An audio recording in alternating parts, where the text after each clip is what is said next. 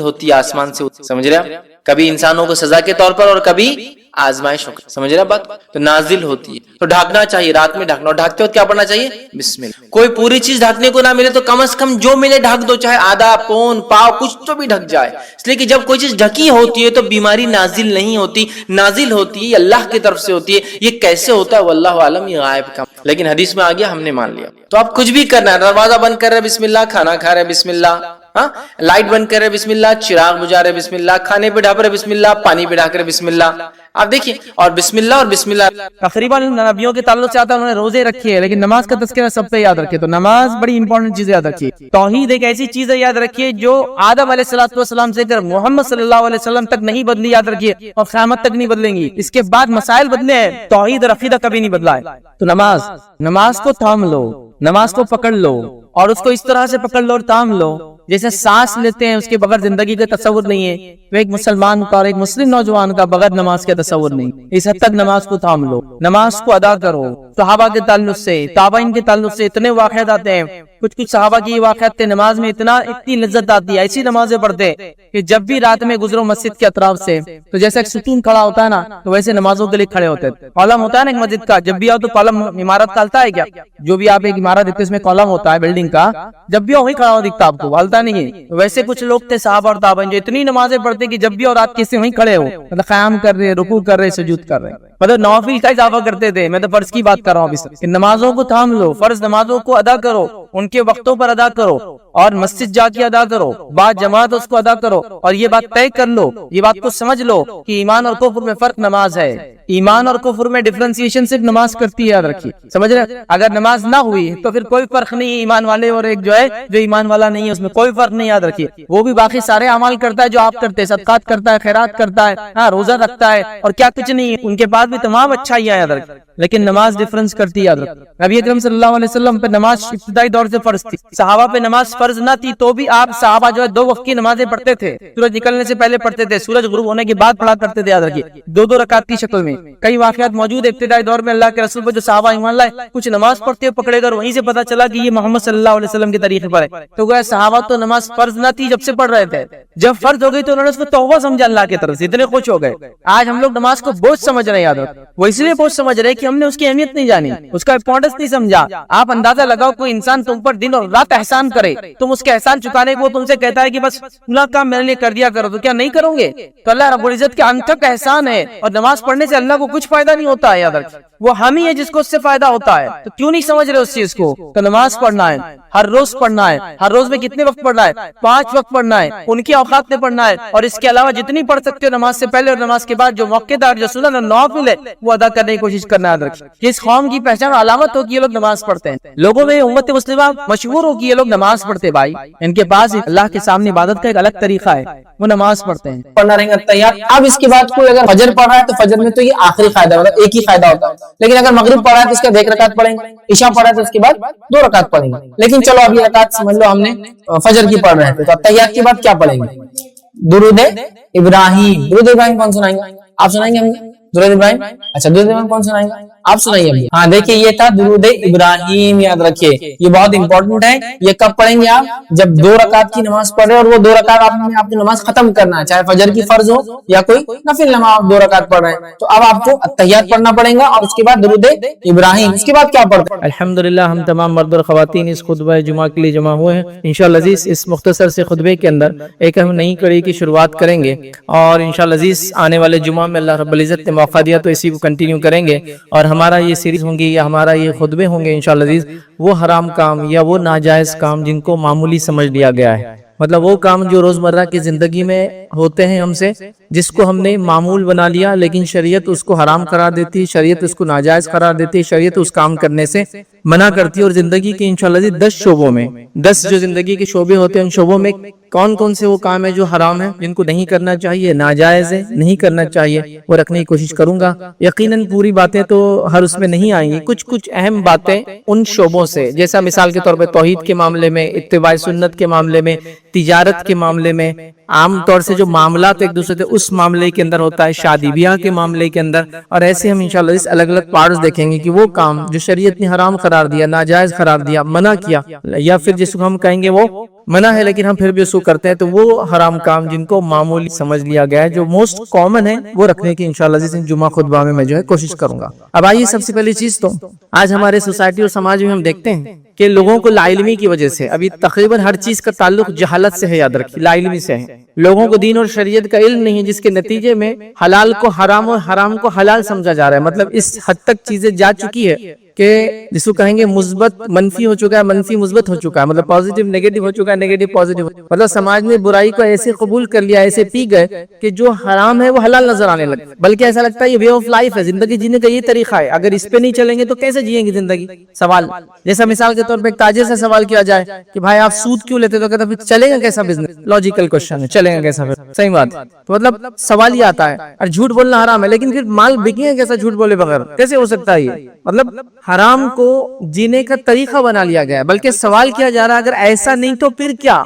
आप दो अल्टरनेटिव होना ये चाहिए था कि मैं कहूँ शरीयत ने हराम करार दिया, अल्टरनेटिव मैं ढूंढूं झूठ के अलावा क्या कर सकता हूँ बेचने के लिए। लेकिन अब क्या हो रहा है, नहीं तुम बोलो अगर ऐसा नहीं तो क्या कर सकते हैं, फला नहीं तो कैसे कर सकते। और कभी कभार तो बात इस लेवल तक चली जाती है कि लोग कहते हैं फिर दुनिया चलेंगी कैसे अगर ऐसा नहीं करेंगे तो। सुभान अल्लाह। जैसे अगर बेपर्दा औरतें नहीं होंगी तो फिर रिश्ते कैसे आएंगे उनको बच्चियों को। सुभान अल्लाह। ऐसे भी रिश्ते आते हैं लोगों को बेपर्दगी से। ये तरीका तो कभी भी जो है मुसलमानों का और अच्छे लोगों का भी नहीं रहा। मुसलमान तो दूर की बात, अच्छे लोग, तहजीब याफ्ता लोग भी कभी नहीं सोचते कि बच्ची को देखेगा तो फिर पसंद करेंगा। वो आके देखे अलग बात है, लेकिन बगैर बुरखे करेंगे तो ज्यादा लोग देखेंगे स्कूल कॉलेज रास्तों में तो रिश्ते जल जाएंगे। सुभान अल्लाह। तो हमने हराम को हलाल बना दिया और हलाल को हराम बना दिया, और हराम पे सवाल कर रहे हैं ऐसा नहीं तो फिर क्या, व्हाट नेक्स्ट। मतलब इसका अल्टरनेट क्या है। तो ये बहुत खतरनाक फेज हो चुका है यार, बहुत खतरनाक। मतलब एक था कि गलत को गलत मानते हुए गलत करे तो समझ नहीं आता, गलत को बताते हुए कि सही है सवाल किया जा रहा है, फिर सही इसके अलावा क्या हो सकता है फिर सही, अगर ये आप गलत बोल रहे थे। इस दर्जे तक हम चुके, ये सबसे बड़ी खबाहत की और बुराई की बात है।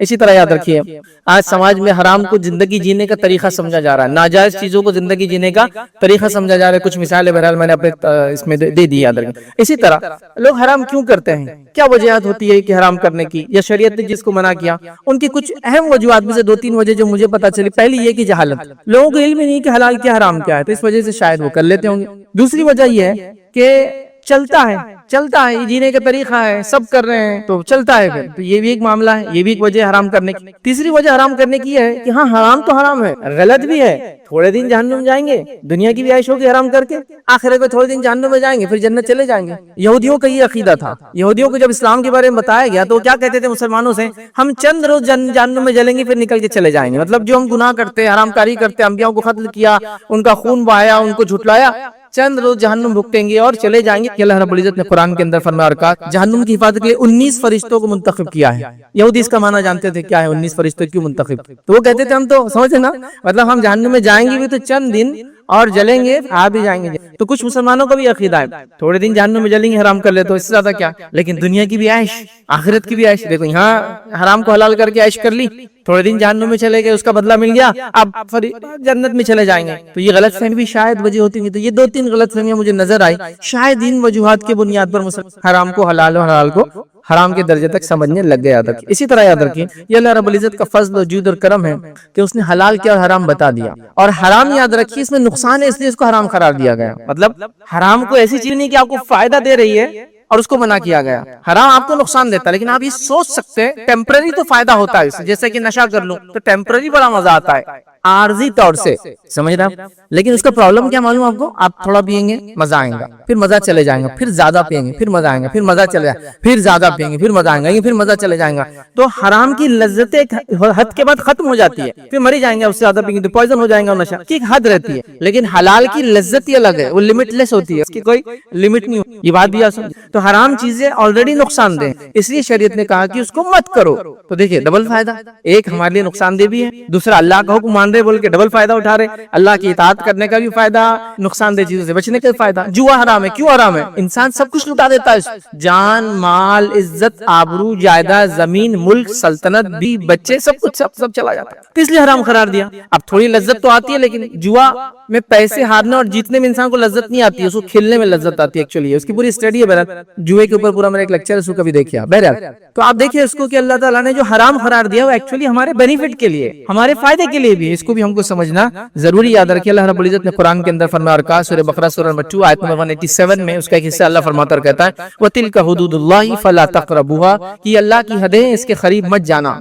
और हराम चीजें याद रखिए, ये बड़ी डेंजरस चीज है। अब इसकी तफसीलात में नहीं जाएंगे कि हराम क्या है, बस एक मिसाल अल्लाह के रसूल ने दी कि एक इंसान अपनी बकरियों को चराता है और उस बकरियों को जहाँ चराता है तो वहाँ बादशाह की चरागाह भी है जहाँ बादशाह के जानवर चरते हैं। तो एक चरवाहे को मालूम उसका जानवर अगर बादशाह की चरागाह में जाएगा तो क्या हाल होगा, समझ रहे आप। तो वैसी हराम चीजें ये अल्लाह की हदें हैं, इसके अंदर नहीं घुसना चाहिए, वरना फिर अल्लाह रब्बुल इज्जत बदला लेता है। जैसा बादशाह का चरागाह है, ये अल्लाह के रसूल की मिसाल दे रहा हूँ, मैं अपनी नहीं दे रहा हूँ। आपने कहा बादशाह की चरागाह होती है और एक चरवाहा जो आम जानवर चराता है उसको मालूम है इसमें नहीं घुसना, इसमें घुसे तो सजा मिलती। फिर तो हराम चीजें अल्लाह की जो है वो हुदूद है, उसमें नहीं घुसना चाहिए, क्योंकि अल्लाह ने इसको मना किया है, मैंने और आपने नहीं, अपनी समझ से नहीं, अल्लाह ने कहा है। अब उसमें दाखिल होंगे तो फिर अल्लाह की हुदूद में दाखिल हो रहे हैं, फिर अल्लाह रब्बुल इज्जत बदला लेंगे। तो डेंजरस बात है, बहुत बचना भी चाहिए। तो लिहाजा ये अल्लाह का फजल है, जूद है, करम है, एहसान जिसको बोलते हैं आम ज़बान में, कि उसने ये तमाम चीजें हमको बता दी, याद रखे ताकि हम उससे बचें। ठीक है, इसी तरह अल्लाह रब्बुल इज्जत ने जो है जिन चीजों को हलाल और हराम करार दिया, तो कुछ बातें कुरान में, कुछ बातें नबी सल्लल्लाहु अलैहि वसल्लम ने बयान की। अल्लाह रब्बुल इज्जत कुरान में बयान करता और फरमाता है सूरह नंबर 7 सूरह आराफ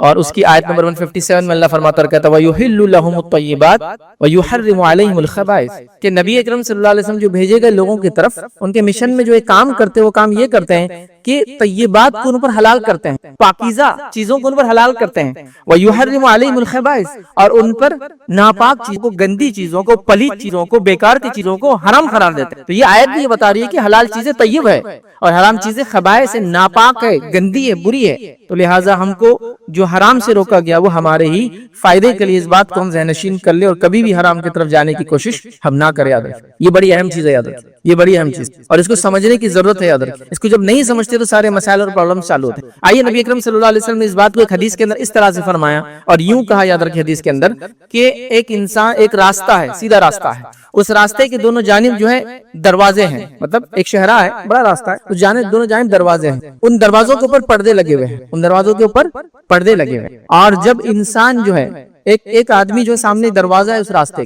और उस दरवाजे एक साइड एक इंसान खड़ा है और वो कहता है लोगों मेरी तरफ आओ।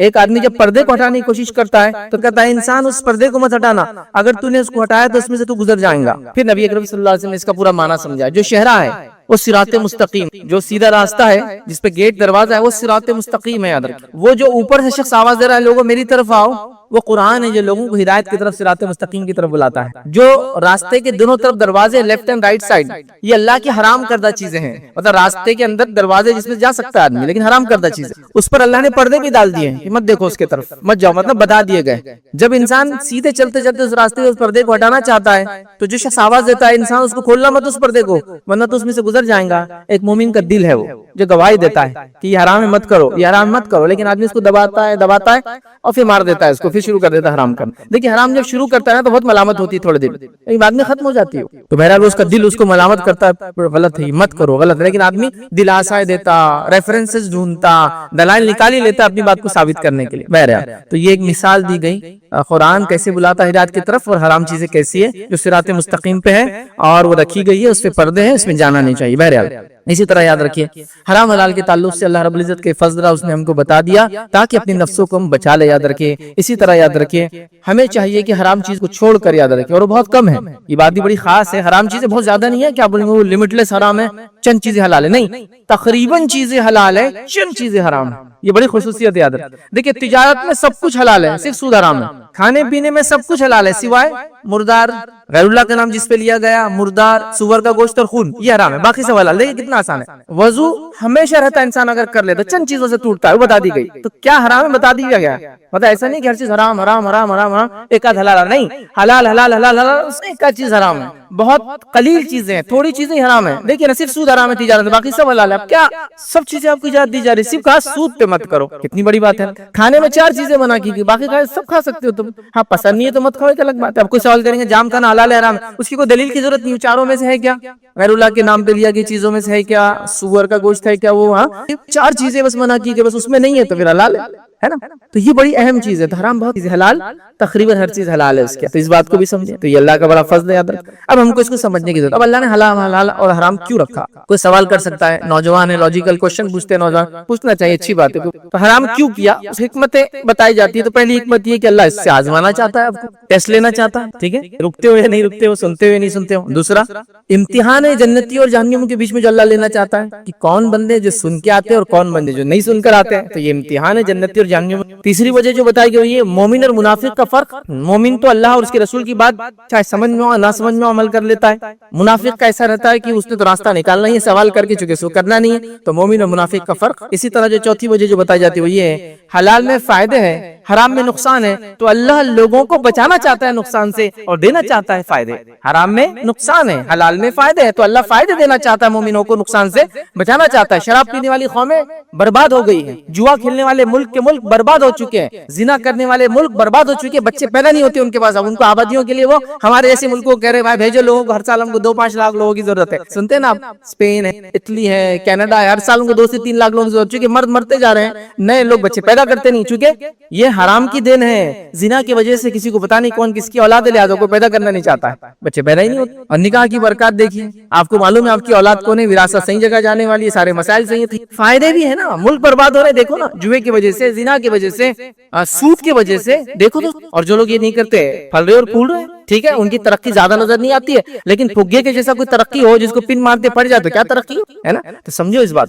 تو اللہ تعالیٰ کیا چاہتا ہے, مومنوں کو فائدہ دینا اور نقصان سے بچانا چاہتا ہے. تو یہ بہرحال اس کی حکمتیں کچھ علماء لکھتے ہیں کیوں اللہ نے حرام کر دیا. اب چلیے آئیے, پہلا جو آج کا پوائنٹ ہمارا رہے گا, اس چیز کو سمجھنے کے بعد جو ہمارا ٹاپک تھا کہ وہ کام جو حرام یا وہ چیزیں جو ناجائز اور حرام ہے جس کو حلال یا معمولی سمجھ لیا گیا مطلب کر رہے ہیں لوگ, ان میں آج پہلی چیز جو میں انشاءاللہ آپ کے سامنے رکھنے کی کوشش کروں گا اور سلسلے وار ہم ایسا 10 پارٹ میں اس کو انشاءاللہ دیکھیں گے. وہ پہلا یاد رکھیں, نماز کے معاملے میں تھوڑے سی باتیں میں ایسے رکھوں گا, پوری نہیں, تھوڑی سی باتیں جو جائز نہیں ہے یا حرام ہے جس کو معمولی سمجھ لیا گیا. لوگ اس کو زیادہ جس کو کہیں گے اس پہ نظر ثانی بھی نہیں کرتے چلے جا رہے ہیں. تو وہ کیا کام ہے جن سے ہمیں بچنا چاہیے. بہت گہرائی میں نہیں جاؤں گا اور تمام چیزیں نہیں, بس مختصر, چونکہ اتنا وقت نہیں ہوگا جمعہ میں کی ساری چیزیں تفصیل نہیں جا سکے. تو آئیے آج وہ چند حرام کام یا ناجائز کام یا وہ کام جن سے منع کیا گیا نماز کی حالت میں, وہ انشاءاللہ رکھنے کی کوشش کروں گا. تو پہلا کام یاد رکھیے وہ یہ ہے, اور جو تمہید میں نے حرام کے تعلق سے رکھی, یہ ہر خطبے کے لیے تمہید کامن ہے, یاد رکھیے. اب صرف اس کے بعد کے خطبوں میں پوائنٹس آتے جائیں گے, یاد رکھیے. چلیے آئیے, پہلا وہ کام نماز میں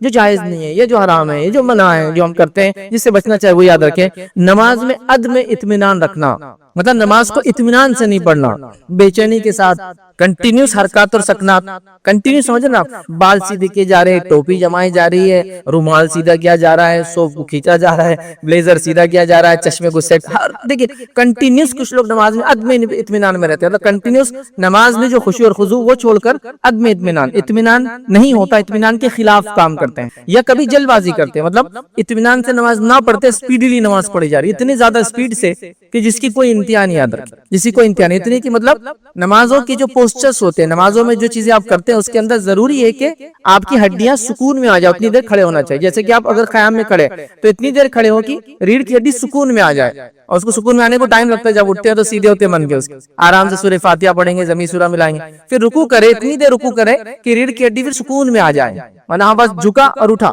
سکون میں آ جائے. اس کے بعد پھر وہ کھڑا ہوا, اتنی دیر سکون میں کھڑا ہوا, سمیع اللہ لمن حمیدہ پڑھنے کے بعد کہ ریڑھ کی ہڈی سکون میں آ گیا. ہمارے پاس تو رکوع اور وہ جو کھڑے ہوتے ہیں اس میں قوما بولتے ہیں اس کو, بیچ میں قیام تو پہلا والا ہوتا ہے, بیچ میں جو کھڑے ہوتے ہیں اس کو قوما بولتے ہیں. اتنا وہ کم ہوتا ہے کہ وہ دونوں ایک ساتھ ہو جاتے ہو, ایسا رکوع سے اٹھا اور پھر چلا گیا سجدے کے اندر, مطلب اس میں کچھ بھی ٹائم نہیں ملا کہ ریڑھ کی ہڈی.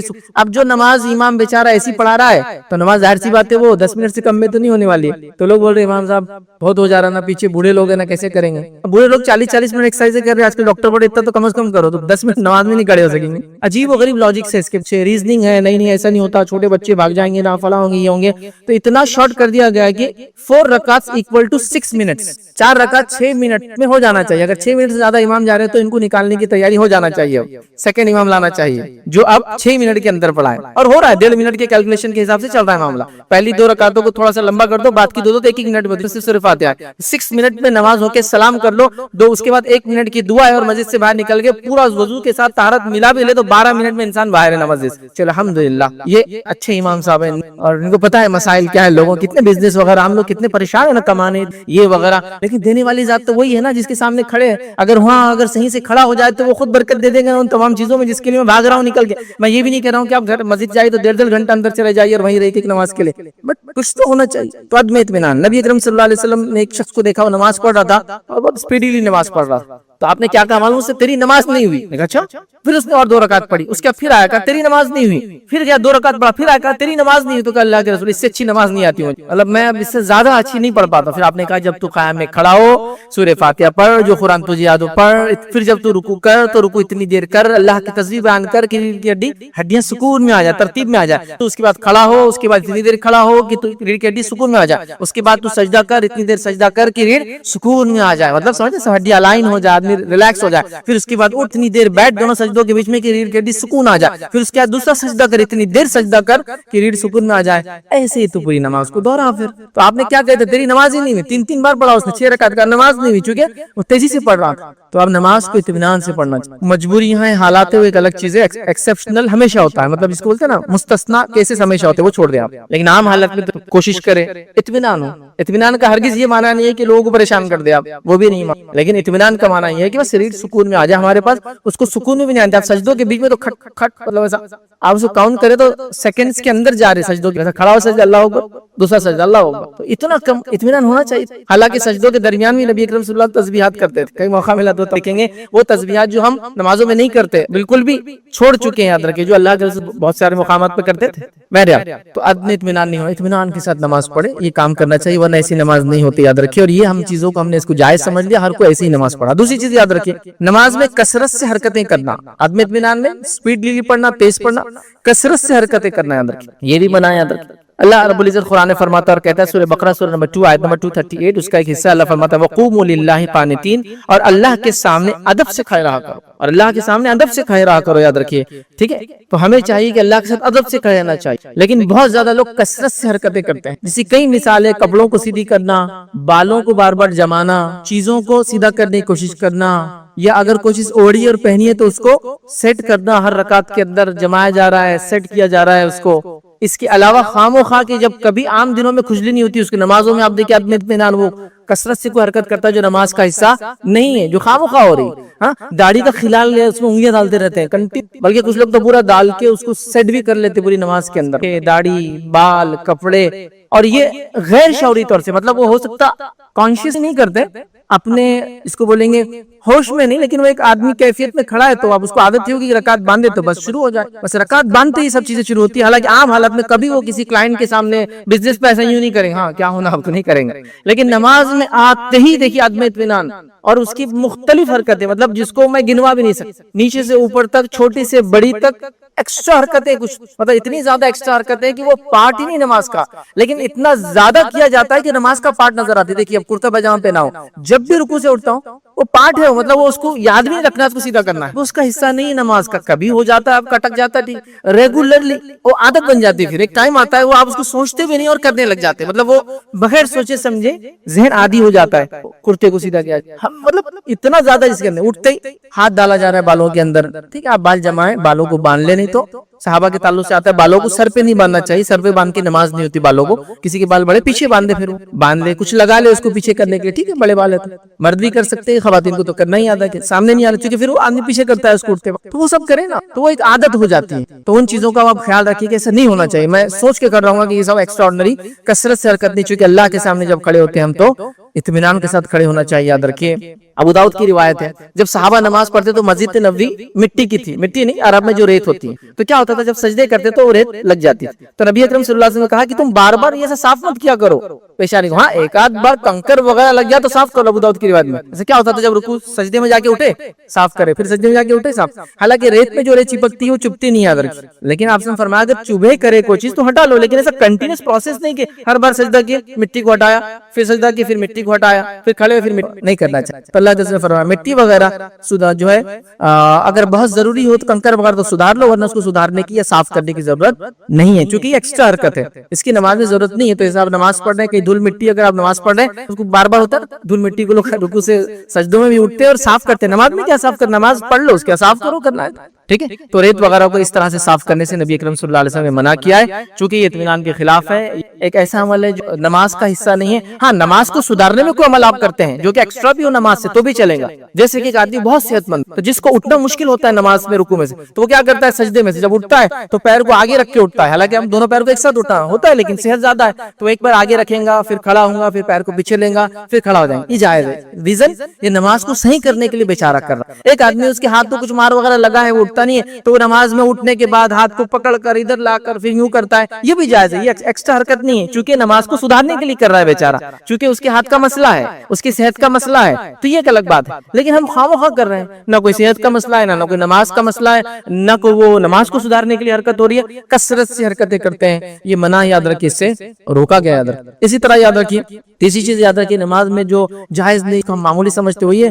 दौरान नमाज याद रखिए मुख्तदी का इमाम से आगे चलना, हत्ता के साथ चलना भी उलमा ने कहा मना है, नहीं करना चाहिए, आगे चलना हराम है। और वो नमाज ही नहीं होती, मालूम आपसे फरमा रहे हैं, उन्हें ऐसा नहीं करना चाहिए, उन्हें डरना चाहिए कि अल्लाह उनका सर गधे का ना बना दे उनकी हरकत की वजह से। हमारे पास तो मतलब एक सिस्टम बना हुआ है। सिस्टम कैसा बना है, मैं ये इमाम साहब के पीछे पड़ता हूं, माशाल्लाह मुझे एग्जैक्टली मालूम है इमाम साहब कितनी देर में उठ जाते रुकू, तो उनके बोलने से पहले मैं उठना शुरू कर देता हूँ। कॉमन है बिल्कुल, आप देखेंगे कभी आप नमाज पढ़ रहे हो सामने वाला रुकू में जा रहा, अरे मैं तो कायदे में रुकू में जा रहा, उसको मालूम इमाम साहब रुकू में झुकना शुरू हो गया, साइड से देख लिया शुरू हो गया हो। आप रुकू या कोई भी हरकत नमाज में जब तक नहीं कर सकते जब तक इमाम की आवाज ना आए, कि एक्शन पे आपको एक्शन नहीं लेना है, उसी आवाज पर एक्शन लेना है आपको। जब वो अल्लाहु अकबर जब ये सुने तो एक्शन लेना है, उसके एक्शन को देख के आप एक्शन शुरू नहीं कर सकते। जैसा कि इमाम साहब ने यूं करा तो आप खड़े हो गए यूं करके, उससे पहले शुरू हो गए, नहीं, आवाज आना चाहिए उसके अल्लाहु अकबर, तब आप करेंगे अल्लाहु अकबर, अल्लाहु अकबर रुकू में जा रहा हूं, तब आप आवाज पे, उसके एक्शन पे नहीं, दिख रहा है कि सामने खड़ा है तो झुक रहा है तो मैं भी झुक जाऊं, नहीं, क्योंकि आपको उसका हुक्म सुनना है जब वो देता है, जब वो हुक्म देगा मतलब अल्लाह अकबर कहेंगे ये हुक्म है, अब आपको एक्शन शुरू करना है।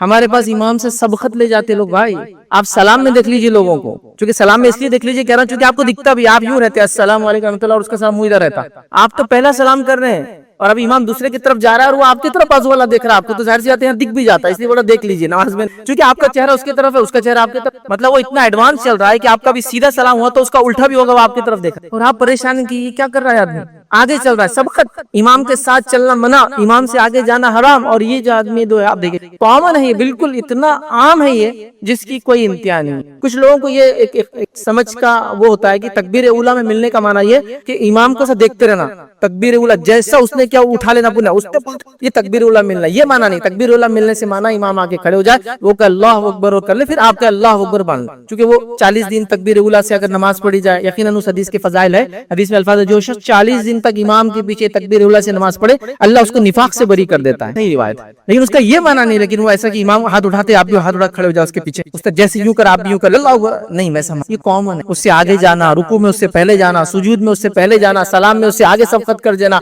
अजीब और गरीब चीजें याद रखें। मतलब नमाज के मामले में तो मैं इतनी चीजें बता सकता हूँ जो उसका पार्ट नहीं, जो उसका हिस्सा नहीं, कभी कर जायज नहीं, कभी कर एक्स्ट्रा हरकतें हैं, लेकिन हमने उसको नमाज का हिस्सा बना दिया। कई चीजें वक्त नहीं याद रखी, नमाज का मामला कभी और हम देखेंगे, इतने ज्यादा चीजें, जैसे मिसाल के तौर पर तकबीर उला ले लीजिए, एक मिसाल देता हूँ खाली। तकबीर उला नबी अकरम सल्लल्लाहु अलैहि वसल्लम कानों और कांधों के बीच तक हाथ उठाते, तो आप जहां तक भी बीच में उठाना चाहे कर सकते हैं तकबीर उला में, तो कानों से और कांधों के बीच आप हाथ उठाते हैं। लेकिन हमारे पास कानों को हाथ लगाने का, आप हाथ लगाते कहीं भी साबित नहीं, किसी रिवायत से साबित नहीं। लोगों को देखा जाए और आप उनके हाथ सीधे होते हैं, किबले की तरफ होते हैं, हमारे हाथ किबले की तरफ भी नहीं होते, यूं उठाते तकबीर उला के लिए और यूं लगा के यूं मानते। अरे ये कैसे हुआ, ये कहां से आपने कानों तक हाथ, हदीस में अल्फाज है कांधों से कानों, तो पता चला कांधों से कानों के बीच में आप कहीं भी रखिए तकबीर उला में, लेकिन लगाना टच कर, फिर टच करने के बाद एक अजीब सिस्टम है सबके पास है, मतलब यूं हाथ लगाया और पता नहीं पीछे आ जाके यूं आ जा, क्या रहता है मुझे कभी नहीं, मतलब पूरा एक एक्शन है, मतलब उसके पीछे आप बोलेंगे क्या कर रहा है यार, ये हाथ पीछे क्यों ले गया उसने, मुझे भी नहीं पता क्यों पीछे, लेकिन वो कर रहा है। हाथ उठाया,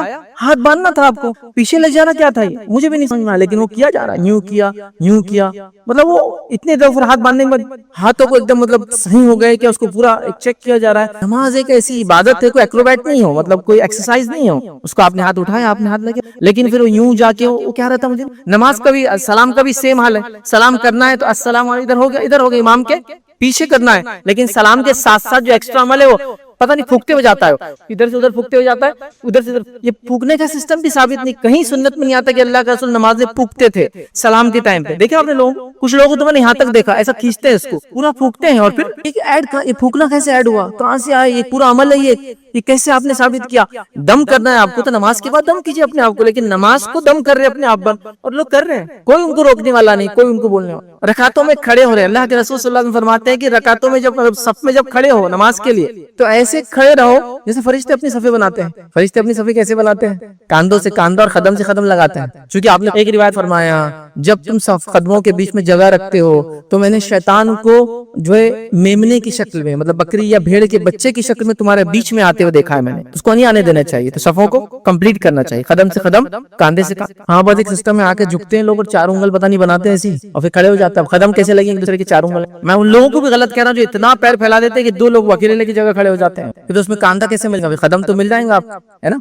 तो बड़ा मसला इल्म ना होने की वजह से। बहरहाल मैं आपकी चीजें बताओ, बहरहाल कुछ चीजें लाया था चुन के, कुछ चीजें इजाफा भी हो गई इसके अंदर। तो मुक्तदी का दौरान नमाज इमाम आगे चल। इसी तरह एक मसला याद रखिए, वो ये है कि दौरान नमाज याद रखिए इंसान का चेहरे को ऊपर उठा के चीजों को देखना, नजरों का ऊपर, ये भी बना और हराम, समझ रहे हैं? जिसको मैं अपनी जबान में कहता हूँ नमाज में घूराघारी करते हैं, बहुत बुरी बात है। नमाज आप पढ़ रहे हैं और पूरा सर्वे चालू रहता है उनका, वो इधर देखेंगे, इधर देखेंगे, ऊपर देखेंगे, और कभी कभार तो ऐसा होता है कि आप उनको देखते हुए चले, वो आपको देखते रहते उतनी देर तक। किसी ने मुझसे एक बार मसला पूछा कि जो नमाज में नमाज पढ़ते पढ़ते हमको देखते, हम क्या करते? मैंने कहा उनको अदब से सलाम करते, फिर देखिए उनको याद आ जाता, फिर जब जवाब तो गलती से दे देंगे, फिर याद आएगा कि गलती। अगर आपसे नमाज के बाद पूछे कि सलाम क्यों किया था, तो आप बोलना आप मुझे देख रहे थे, मुझे लगा आप इंतजार कर रहे मेरे सलामती का, तो मैंने कर दिया। मुझे क्या, नमाज में आप कंटिन्यूस देखते हैं। नमाज में आपको कहाँ देखना है? जहाँ आपका सर टिकता है जाकर। रुकू के अंदर आपको कहाँ देखना है? जहाँ आपका सर होता है, या दूसरी बात में आता है जहाँ आपके दोनों अंगूठे हैं, आप दोनों में से कोई जगह देख सकते हैं, लेकिन पीठ सीधी होना चाहिए। आप फायदे में बैठे तो कहाँ देखे? जहाँ उंगली आप हरकत करते हैं, उंगली को देखिए अपने, या फिर सजदे की जगह को देखे। लेकिन हम नमाज में लोगों को देख रहे हैं, पूरा मतलब इतना अजीब ऑकवर्ड होता है कि यार आदमी नमाज में देख कैसे सकता है? नबी अकरम सल्लल्लाहु अलैहि वसल्लम फरमाया, वो लोग जो नमाज की हालत में ऊपर देखते हैं उन्हें डरना चाहिए कि ऐसा ना हो कि अंधे हो जाए, उनकी बीना ली जाए। नमाजों में जो लोग ऊपर देखते हैं, आप फरमा रहे हैं उन्हें ऐसा नहीं करना चाहिए, उन्हें डरना चाहिए। और आप देखिए लोग नमाजों में ऊपर देख रहे हैं, ये दुरुस्त नहीं याद रखता। आप नमाज पढ़ रहे हैं, कभी औरतों के ताल्लुक से बात कर रहा हूँ, और बच्चा आपके साथ में, मर्द भी हो सकता है घर में अकेला नमाज पढ़ रहा, बच्चा साथ में संभाल रहा है, जाहिर सी बात है फिर वो होता है ना, मुश्किल होता है कैसे देखना भी, नमाज में देखना ही तो गोद में लेके पढ़िए उसको। आपको उसको सर्वे नहीं करना नमाज में कि क्या कर रहा है, कहाँ जा रहा है, आप उसको गोद में लेके पढ़े। छोटा बच्चा है तो गोद में लेके पढ़े। नबी अकरम सल्लल्लाहु अलैहि वसल्लम ने अपने नवासी को गोद में लेकर, अपनी नवासी गोद में लेकर नमाज पढ़ाई है, साहबा ने उसको देखा है। तो आपको डर है वो कहीं चला जाएगा, खतरा भी है, छोटे बच्चे कुछ भी हरकतें कर देते हैं ना, आप अकेले भी है घर पर, गोद में ले, ये बात साबित है। इसी तरह अगर आप मस्जिद आते हैं और छोटे बच्चे को लाना जरूरी है आपके साथ, तो ला भी सकते हैं आप तरबियत के लिए, लेकिन लगता है शरारत करेंगे, इधर उधर जाएंगे, तो आप गोद में लेके उसको नमाज पढ़े, बाजू ना खड़े करे, गोद में रखे उसको। ये सुन्नत से साबित है, और ये अल्लाह के रसूल को देखा गया ये कर, मतलब मैं कोई ऐसी बात नहीं कर रहा कि एक रिवायत में ऐसी बात आती है, ये मामूल था। क्योंकि हदीस 7 साल का हो तो नमाज को लाओ, 10 साल का ना हो तो सजा दो उसको। तो जाहिर सी बात है उससे छोटे बच्चे को आप जरूरत पड़ने पे ला सकते हैं। सिर्फ इसका ख्याल रखिए कि पेशाब पैखाना ऐसी चीजें मस्जिद में ना कर दे। आजकल डाइपर्स वगैरह होते हैं तो मसला हल हो जाता है। जब उसको पेशाब पैखाने की समझ है तो मस्जिद में लाने में कोई हर्ज नहीं, और 7 साल में तो लाना ही है, और 10 साल में तो ना है तो फिर सजा देना उसको आने की। तो नमाज के अंदर याद रखिए, ऊपर देखना, इधर देखना, उधर देखना याद रखिए, वो नहीं करना चाहिए। और नमाज के अंदर जब आप कोई अमल करेंगे तो जब इमाम का अमल पूरा हो जाए, सही बुखारी और मुस्लिम की रिवायत है, सहाबा जब पूरा अमल होता तो तब उस अमल को करते। जैसा कि इमाम अल्लाहु अकबर के हाथ बांध लिया, फिर अल्लाहु अकबर के हाथ बांध, अल्लाहु अकबर रुकू कर लिया, तो सहाबा फिर अल्लाहु अकबर रुकू में जाते, इमाम के साथ भी नहीं जाते और इमाम से पहले भी नहीं जाते, याद रखिए। इसी तरह याद रखिए बदबूदार चीज खाकर मस्जिद में नहीं आना चाहिए। आखिरी पॉइंट इंशाल्लाह रात का जो रखूंगा आपके सामने, बदबूदार चीज खाकर मस्जिद में नहीं आना चाहिए। इसका माना यह है कि नबी अकरम सल्लल्लाहु अलैहि वसल्लम फरमाया कि जिन चीजों से इंसानों को घिन आती है उन्हीं चीजों से फरिश्तों को भी घिन आती है। ठीक है, अब इसका क्या हुआ, अल्लाह के रसूल सल्लल्लाहु अलैहि वसल्लम मौजूद थे और आपके सामने 2 चीजें थी, आपने कहा जो ये और ये खाए वो हमारी मस्जिदों के करीब ना आए। रावी कहते हैं जिस तरफ अल्लाह के रसूल ने इशारा किया वहाँ प्याज और लहसुन रखी हुई, उसमें बहुत ज्यादा तेज स्मेल होती है ना, कच्चा अगर खाए तो वो स्मेल लेके आप आएंगे तो बदबू होंगी, बदबू की वजह से फरिश्तों को तकलीफ होगी, मोमिनों को तकलीफ होगी, मोमिनों को तकलीफ होगी मतलब फरिश्तों। तो आपने कहा जो ये और ये खाए वो मस्जिद में ना आए। तो जो लोग खा ले प्याज और लहसुन कच्चा, अच्छा ब्रश वगैरह मिसवाक करके मस्जिद में आना चाहिए, ये माना हुआ इसका, आप समझ। लेकिन अजीब और गरीब मसाजिद का हाल है, खासतौर से एतिकाफ वगैरह रमजान में आप देखेंगे मस्जिद के टॉयलेट्स में लोग तंबाकू खाते हैं, सिगरेट पीते हैं, कितनी गंदी बो है उसकी, कौन सा आदमी इसको पसंद करता है। और उसकी बो मिटाने के लिए जो उसमें खुशबू डाल दी जाती है वो इतनी हाई होती है कि वो जब भी समझ में आता है कि तंबाकू खाने वाला है, वो हाई सेंट, वो बदबू को दबाने खुशबू डाली हुई, फरिश्ते नहीं आते उसके। आप समझिए इस बात को। जिन लोगों के पास तंबाकू हराम है आप सोचे, थोड़ा गौर करें। वो लोग अपनी इबादत गाहों में उसको लाने भी नहीं देते। किसी गुरुद्वारे के बाहर देखा आपने, पूरी रैक लगी हुई रहती, तंबाकू बीड़ी सिगरेट यहाँ रख के जाओ, क्योंकि वो हराम मानते हैं तो उसको इबादत गाह में ले जाने नहीं देते। यहाँ हमारे पास इबादत गाह में लाया जा रहा है, मस्जिदों में तारत खानों में उसको फूका जा रहा है, एतिकाफ में बैठने वाले छतों पर पी रहे जाकर, बदबू आती है, फरिश्ते दूर हो जाते हैं उससे, क्योंकि मोमिन दूर हो जाते हैं उससे। तो अल्लाह के रसूल कह रहे प्याज और लहसुन दो हलाल चीजें खाए, लेकिन उसकी बदबू की वजह से मोमिनों को तकलीफ होगी तो मस्जिद ना आए। ये मस्जिद में आके वो सारे काम कर रहा है जो उसको नहीं करना चाहिए। कितनी अजीब बात है ना, इसको भी मामूली समझ लिया। आपको कहेंगे अरे फैजबी का कहना ये, फिर तंबाकू खाओ, घर के ऊपर पेस्ट करो, फिर घर मस्जिद में आओ। मैं ही नहीं कह रहा, मैं कह रहा हूँ ऐसी चीज खाते क्यों जिससे फरिश्तों को तकलीफ, आम हालत में फरिश्तों को तकलीफ होगी ना, आप खाएंगे तो आपसे दूर हट जाएंगे। और फरिश्तों को आपसे दूर हट जाना, अल्लाह अल्लाह, फरिश्तों का हमारे अतराफ में रहना बहुत जरूरी है, इसलिए कोई रहमत लाते हैं अल्लाह ताला की याद रखें। क्योंकि फरिश्ते जब हट जाते हैं तो शयातीन लपट जाते हैं, ये बात मेरी याद रखें हमेशा, ये रूल ही है। जहाँ शयातीन होते हैं वो फरिश्ते मौजूद नहीं होते, और जहाँ फरिश्ते होते हैं शयातीन नहीं आ सकते। तो हमारे करीब अगर फरिश्ते रहेंगे तो शयातीन दूर रहेंगे, फरिश्ते करीब रहेंगे तो वो बहुत सारी चीजें जिसको आपको करना पड़ेगा। और अल्लाह के रसूल हदीस में फरमाया कि एक कारीन है, वैसे कुरान में भी बात है, एक कारीन है जो इंसान के पीछे हमेशा होता है, उसको गुनाह का हुक्म देता है, और एक फरिश्ता अल्लाह की तरफ से अपॉइंट होता है जो आपको हमेशा अच्छाई का हुक्म देता है। तो दो लोग लगे हुए आपके साथ, एक फरिश्ता जो आपको अच्छाई का हुक्म और ख्यालात डालता है, और एक कारीन शैतानों में से एक जिन जो आपको हमेशा बुराई का वो करता है, और ये कश्मकश आप अपने जहन में देखते भी होंगे, कभी ये कर लूं ये नहीं करो, तो दोनों होता है। तो फरिश्तों को नजदीक कीजिए, शैतान को दूर कीजिए। बहरहाल तो ये चंद बातें थी जो नमाज के ताल्लुक से आज मैंने आपके सामने रखी। फिर इंशाअल्लाह अल्लाह ने मौका दिया तो चंद और बातें एक एक अलग अलग मखसूस चीजों के ताल्लुक से रखने की बहरहाल कोशिश करूंगा। अल्लाह रब्बुल इज्जत से दुआ है कि अल्लाह सुब्हान तआला हर किस्म के हराम काम से हमारी हिफाजत करे, हर किस्म से बुराई से हमारी हिफाजत करे, हर किस्म की वो चीज जो नापाक और खबीस है हमको उससे बचाए, और हर पाकीज़ा और अच्छी चीज की तरफ बढ़ने की हमें तौफीक अता फरमाए, हलाल को हासिल करने के हराम से बचने की तौफीक अता फरमाए जब तक जिंदा रखे। 10वीं खुसूसियत उम्मत मोहम्मदिया की या खासियत या फजीलत ये, उम्मत मोहम्मदिया की सफ़े फरिश्तों की सफ़ों की जैसी। उम्मत मोहम्मदिया की सफ़े, नमाज की सफ़े फरिश्तों की सफ़ों की जैसी। लेकिन ये अफसोस की बात है वैसी सफ़े हम बना नहीं रहे, लेकिन अगर बनाते हैं तो फरिश्तों की सफ़ों की जैसी हमारी सफ़े होंगी। फरिश्ते जब अल्लाह के सामने खड़े होते हैं तो सफ बंदी के साथ खड़े होते हैं, सफ बंदी, और उनकी सफ़े कैसी होती है, कदम से कदम, और उनका जिस्म कांधे से कांधे मिले हुए। और यही उम्मत मोहम्मदिया को अल्लाह के हुक्म दिया, नमाज में सफ़े बनाओ तो कदम से कदम और कांधे से कांधा लगाओ। तो यहाँ भी हमारे पास बड़ा मसला, क्योंकि हर सुन्नत को हमने बांटा हुआ है ना, टुकड़े किया हुआ है, तो कदम से कदम कांधे से कांधा लगाओ। इमाम बोलेगा तो लोग बोलेंगे अरे तुम अहले हदीस हो गएगा, तो मैं नहीं बोलूंगा। लेकिन ये दीन है ना, ये दीन है। दीन के किसी हिस्से पर कोई जमात वाला अमल करे तो क्या अपन दीन को छोड़ देंगे क्या? लोगों ने ऐसी बना लिया। आमीन को बोल रहा तो बोले वो जमात का, आमीन नहीं बोल रहा तो ये जमात का। पैर से पैर लगा तो अच्छा, पैर से पैर और कांधों से कांधा हदीस में अल्फाज, तो वो लोग क्या बोलते हैं आपको, कांधे से कांधा लगाओ, पैर से पैर छोड़ दो। कुछ लोग पैर से पैर लगाओ बोलते, कांधे से कांधा, चूंकि कांधा और पैर दोनों बोलेंगे तो बोले एक जमात में चल जाएंगे। अल्लाह अल्लाह, अरे ये तो नबी की सुन्नत, इस पे कोई भी अमल करो, कोई भी अमल करो, हम उसको थोड़ी छोड़ सकते कि वो अमल करे बोल के हम नहीं करें। हमको योग है क्या कि सही अमल भी कोई दूसरे करे तो उसकी मुखालिफत में तुम सही अमल मत करो? लोग छोड़ दे रहे हैं अमल, आमीन नहीं बोलते फुलान। फरिश्तों की सफ़े कैसी होती है सुनिए पहले। और हमारी खुसूसियत ये है कि हम फरिश्तों की सफ़ों को जैसी सफ़ बनाते हैं, पिछली उम्मतों को ये नहीं मिला था। सुनिए हदीस के अल्फाज, हुज़ैफा रज़ी अल्लाह अन्हु उसके रावी फरमाते और कहते हैं, ये सही मुस्लिम की रिवायत है, और फरमाते हैं हमें लोगों पर 3 चीजों के साथ फजीलत दी गई है, दूसरे उम्मतियों के मुकाबले 3 चीजों के साथ फजीलत दी गई है। हमारी सफ़े फरिश्तों की सफ़ों की तरह बनाई गई है, और पूरी जमीन हमारे लिए सजदागाह बना दी गई है, और जब हमें पानी ना मिले तो जमीन की मिट्टी हमारे लिए तहारत का काम करती। तो हमारी सफ़े फरिश्तों की सफ़ों के जैसी बनाई गई है। तो हमें सफ़े सीधी करना चाहिए। सफ़ों का सीधा होना नमाज की दुरुस्तगी के लिए जरूरी है। सफ़ों का सीधा होना उम्मत के इत्तेहाद के लिए जरूरी है। सफ़ों का सीधा होना नमाज की कबूलियत के लिए शर्त और जरूरत है। कितनी अफसोस की बात है, आज उम्मत मोहम्मदिया की फजीलत है कि वो फरिश्तों के जैसे सफ़े बनाती है, हमारी सफ़े वैसी नहीं है। नबी मोहतरम सल्लल्लाहु अलैहि वसल्लम जब नमाज के लिए खड़े होते, रिवायतों में ये अल्फाज आते कि आप सल्लल्लाहु अलैहि वसल्लम सहाबा को हुक्म देते कदम से कदम और कांधे से कांधा लगाओ, जो फरिश्तों की सफ़ों की तरह, और सफ़ों को सीधा करते। एक बार आपने खाली जगह देखी तो कहा खाली जगह मत छोड़ो सफ़ों के बीच में, शैतान उसमें दाखिल होते मैं देखता हूँ। बकरी के बच्चे की शक्ल में शैतान तुम्हारे बीच में आता है, तो कहाँ खड़े रहो, कदम से कदम मिलाओ। अब लोग भी इसका मजाक उड़ाना नहीं छोड़ते मालूम। तब ये बोले ना कदम से कदम लगाओ, बोलते क्यों, पैरों के बीच में जगह नहीं है क्या, शैतान वहां से नहीं आ सकता क्या? ये सब गायब का मामला है। हमारे नबी ने जब बोल दिया खाली जगह में आता है तो खाली जगह, पैरों के बीच नहीं। और वो शैतान जो आदम के सामने नहीं झुका, वो आदम की शर्मगाह के नीचे से जाना पसंद करेगा क्या झुककर? अगर असल की बात भी ले ले, नहीं पैरों के बीच में से नहीं निकल सकता। तो जो शैतान आदम के सामने झुका नहीं, उसकी शर्मगाह से नीचे निकलेगा नहीं निकलेगा, उसको पसंद नहीं। ये अखली बात है, लेकिन ये मेरी बात को भी आप मत मानिए। लेकिन असल चीजें नबी ने कह दिया, आता है बीच में जब पैर दूर रहते तो आता है, पैर लगा लेना। کاندھے سے پیر سے پیر لگے کاندھے سے کاندھا نہیں لگے وہ بھی غلط، کاندھے سے کاندھا لگا پیر سے پیر نہیں لگا وہ بھی غلط، پیر کاندھا دونوں نہیں لگا وہ بھی غلط.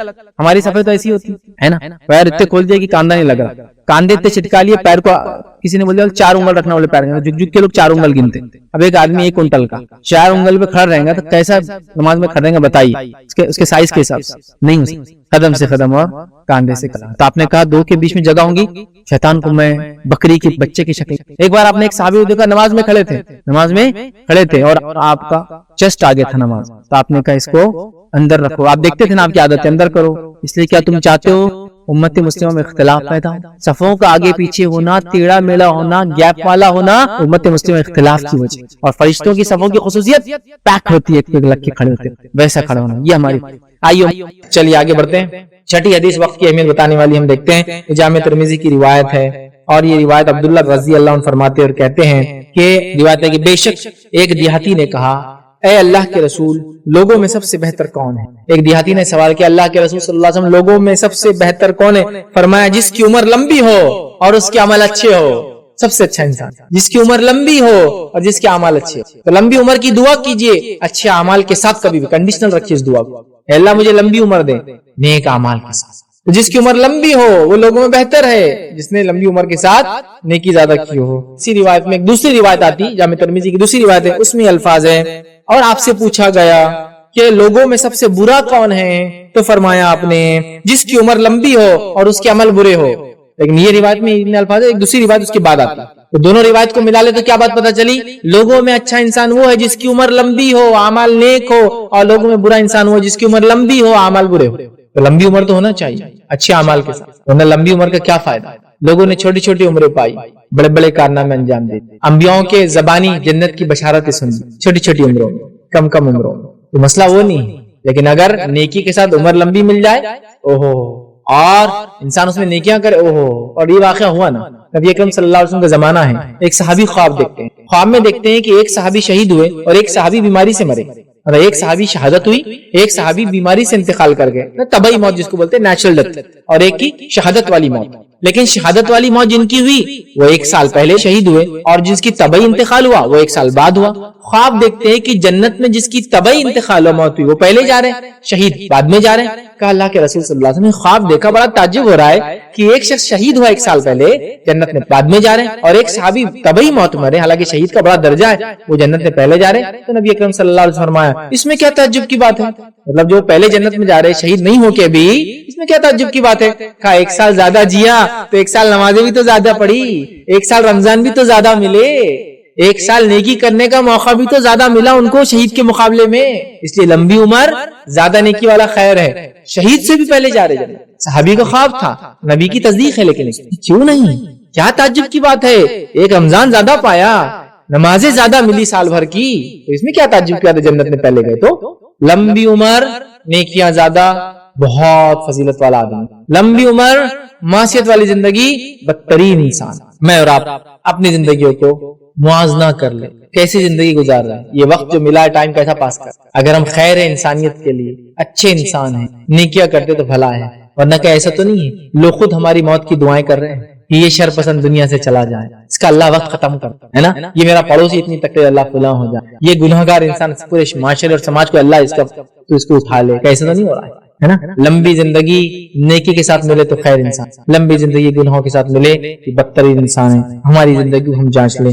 آئیے 7ویں بات جو حدیث کے اندر ملتی ہے، بہرحال اس سے آگے ہم بڑھیں. ایک چھوٹا سا اس تعلق سے ہی کہ جو لمبی عمر ملے اور انسان نیکی کرے، اس کے بارے میں چند باتیں میں کہتا ہوں. ایک واقعہ آتا ہے کہ امام سفیان ثوری رحمہ اللہ، ان کے جو استاد تھے جن کا نام جو ہے عمرو بن قیس رحمۃ اللہ علیہ تھا، تو ان کے تعلق سے فرماتے کہ عمرو بن قیس رحمۃ اللہ علیہ کو وہ تلاش کرنے لگے اور تلاش کرتے کرتے نکلے، ٹھیک ہے، اور ان کو دیکھا، ان کو ڈھونڈا، تلاش کیا تو نہیں ملے. بازار میں گیا، ان کے بزنس کے اسپاٹ پہ گیا، وہاں بھی نہیں ملے. میں وہاں سے نکلا تو وہ قبرستان میں بیٹھے ہوئے تھے، اور قبرستان میں بیٹھے ہوئے ان کو پایا، اور قبرستان میں یہ کہہ رہے تھے اور فرما رہے تھے میں آج کے کام کو سستی کی بنا پر کل کے لیے مؤخر نہیں کر سکتا، کیونکہ یقیناً نکمے لوگوں کا دن کل کا دن ہے. قبر کے پاس بیٹھ کر وہ خبر کو دیکھ کر کہہ رہے تھے، اپنے آپ سے کہہ رہے تھے खबर को देखकर कि मुझे भी तो एक दिन यहाँ जाना है, देखकर क्या कह रहे थे, अल्फाज सुनिए, मैं आज के दिन को सुस्ती के वजह से कल पर मौके नहीं करूंगा, आज के काम को सुस्ती की वजह से कल पर नहीं टालूंगा, क्योंकि यकीनन निकम्मे लोगों का दिन कल का दिन होता है,